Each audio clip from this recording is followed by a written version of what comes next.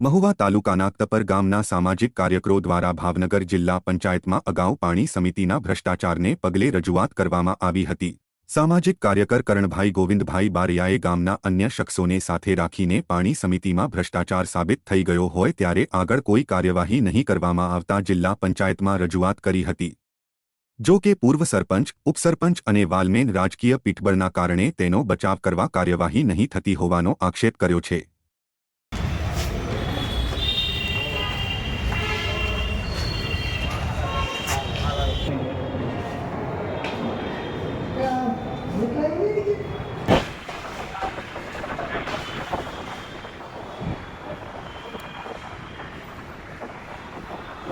મારું નામ કરણભાઈ ગોવિંદભાઈ બારિયા છે। હું ભાવનગર જિલ્લાના મહુવા તાલુકાના કતપર ગામનો સામાજિક કાર્યકર છું। અમે અગાઉ અરજી કરેલી પાણી સમિતિના ઊંચા પદ ગામમાંથી પાણી સમિતિનો જે ભ્રષ્ટાચાર થયેલો છે પહોંચું ઉઘરાવેલી છે। અમે ત્યાં તપાસ આવી ગયેલી છે।